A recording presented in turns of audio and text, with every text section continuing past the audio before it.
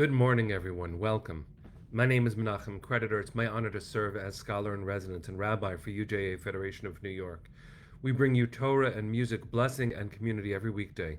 We've been doing so since March 18th, 2020.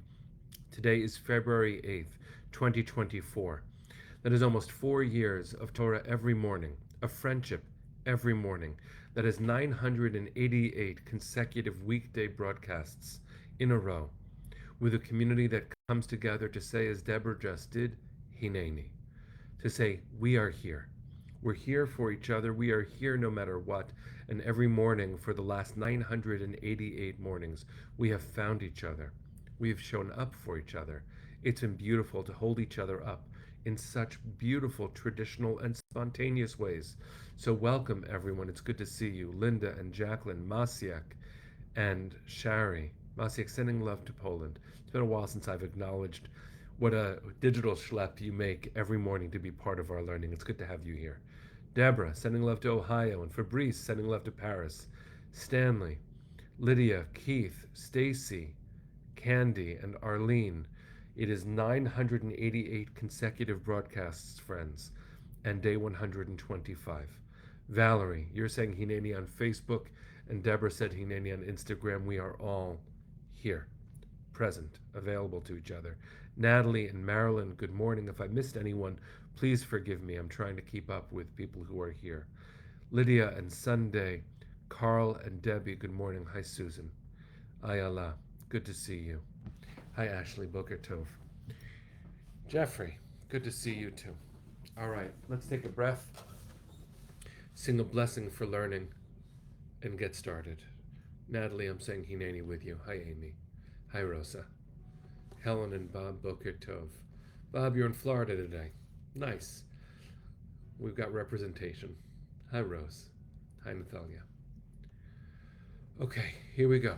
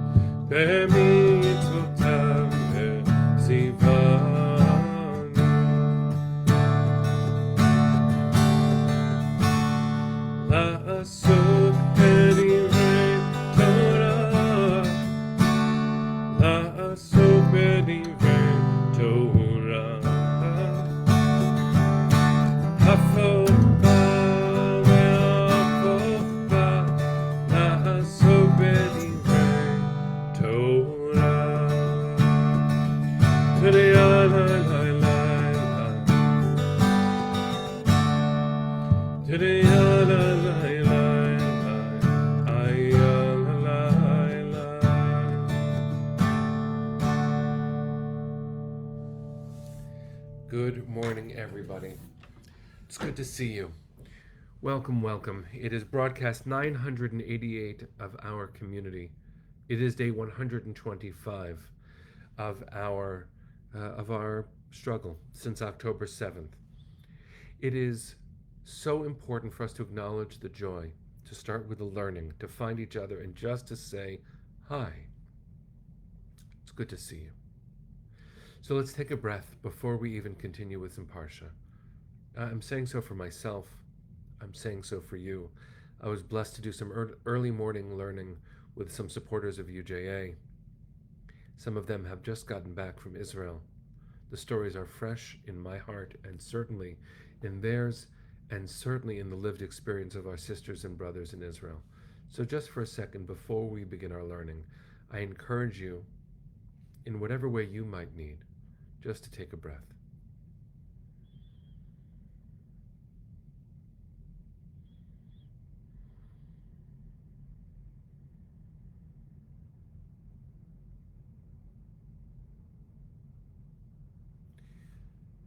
You know, I remember in the early days of our community, which was born because of the pandemic, that taking those pauses was so important. It was often quiet even when we weren't being intentional, but intentional quiet shared across the distance. I remember how much that meant then. Maybe it means that much again, in a different way, a different context. Maybe we've practiced what it is to be present and to remind each other to breathe. And in fact, this week's Parsha gives us a moment just like that. If you remember the context of Parshat Mishpatim, we go from the beginning of our liberation weeks ago in the Torah cycle, plagues, and then the splitting of the sea in Parshat Beshalach, and the giving of the Torah for Parshat Yitro, and then Mishpatim, a series of laws, and it feels jarring to go from the intensity of those peak narrative moments, spirituality, to the crushing density of law.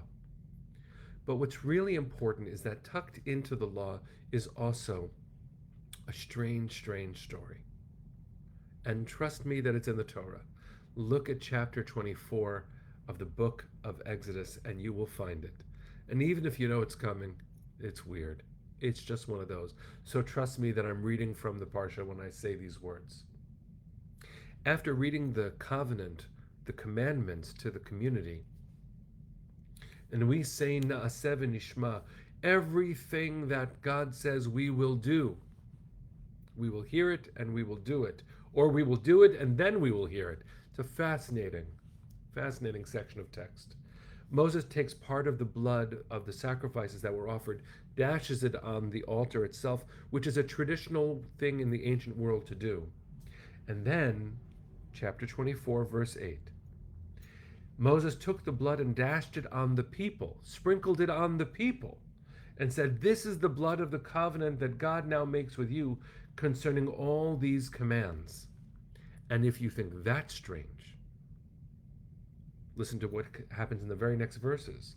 Then Moses and Aaron, Nadav and Avihu, and 70 elders of Israel ascended, and they saw the God of Israel, under whose feet was the likeness of a pavement of sapphire, like the very sky for purity, which on the one hand, I get, it's a beautiful sky today too. I could use the word sapphire to describe it. It's a little bit lighter than that, but it's stunning. But wait a second, I skipped something. And they saw the God of Israel, under whose feet was that sky. They saw God's feet. And I know that we are taught, I was certainly taught in my Jewish education, you can't see God. There's nothing to see. God is invisible. But the truth is, at least in the text of the Torah, somehow God is seen. Over and over in the Hebrew Bible, in the Tanakh, we have evidence, textual evidence, of prophets and people witnessing God, including in chapter 6 of the book of Isaiah, when Isaiah the prophet says, "Oy chinidmeti," oh my God, I'm undone. I can't survive seeing God. That is something that we hear later in the text. But the people witness God, see God's feet, whatever that means. And it's so intense. There's nothing more intense than that. In the rabbinic imagination, certainly in the biblical imagination, the most intense experience. And that intense experience is awesome. It fills me with awe. But it also makes me worry, how can I survive this intensity? So let me ask that question, friends, with you and with me and with our sisters and brothers all over the world, especially in Medinat Yisrael, in the state of Israel.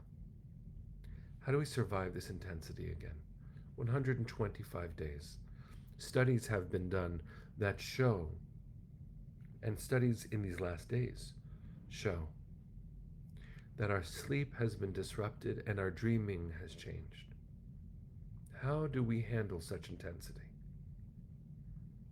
It's beautiful, Arlene, to hear as you suggest, maybe they saw the image of God in each other. Amen. It's not what the text says, but amen. And Candy, maybe it's because God is always above us?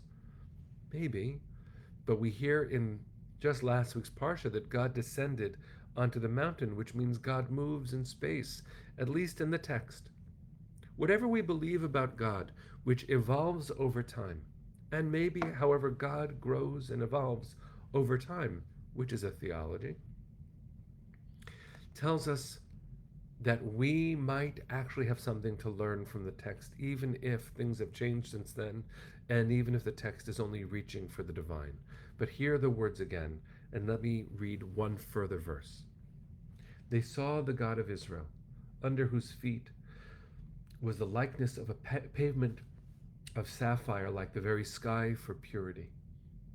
Verse 11 of chapter 24 is the most important one that I will read. Yet God did not raise a hand against the leaders of the Israelites. They saw God, and they ate and drank. Listen to that again. They saw God, and they ate and drank. What does it mean for the text to tell us that people saw God, and they survived it, and they ate and drank, if not to tell us that the most intense experience imaginable is survivable? And part of the way we survive, friends, is by eating and drinking and breathing and learning and pausing and finding quiet and singing and loving, of having a habit of finding each other and living purposefully in community with us over and over. The various theologies that Judaism has always been comfortable with, including what Linda writes here, that our physical level of consciousness may determine our sense of God's presence. Beautiful, beautiful. The presence of God as a healing internal truth, relying on God as a source of strength, praying that God send healing. This is so beautiful. I offer this as just one way of reading a very, very powerful text. But Moses and Aaron and Nadav and Avihu and the elders ascend the mountain, and they see God, and they're okay. And they eat and drink. I'm asking you right now, in this moment of our broadcast in the morning, what is the next yummy thing you will eat? What is the next thing you will drink? I started my day with coffee. I had eggs. It's how I start my day. First thing I do when I wake up is I put on this dog tag. And it makes the coffee and the eggs even more important. I eat and I drink and I learn and I cry sometimes and I breathe so that we can find each other's strength. I can find my strength and I find you so I can find my strength too. Really, I love that we're sharing this. What did you eat and drink today? The text says that they witnessed God and they ate and drank. Friends, you and I are experiencing deep intensity. What are you eating and drinking? How are you going to take care of yourself today? Part of it is the coffee, but what you don't see is that this is the mug that I use. I bring my family close. It's how I take care of myself too. I show up. We create systems that expect us to show up. We're going to have 1,000 broadcasts on February 26th. Look at what a gift it has been for so many people. And by the way, I'm one of those people. What a gift it is to be able to show up and know that you will too. What a gift it is to have lemon water and eggs with your human tags. Deborah, I hear you. To eat and drink and breathe, apple juice, Eileen, and sunny side eggs, coffee and Torah lessons.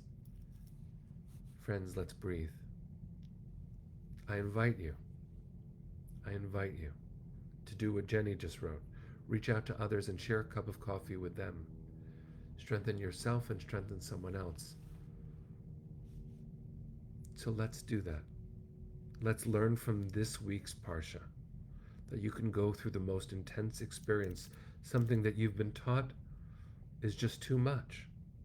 You can't expect it. It's just overwhelming. And we can make it through that too. So, keep offering, friends, what you've eaten. We're going to do something that we haven't done in a while. Let's sing something. and then we'll sing Hatikva. Haley, glad you are healing. Keep healing, Refuah Shlema.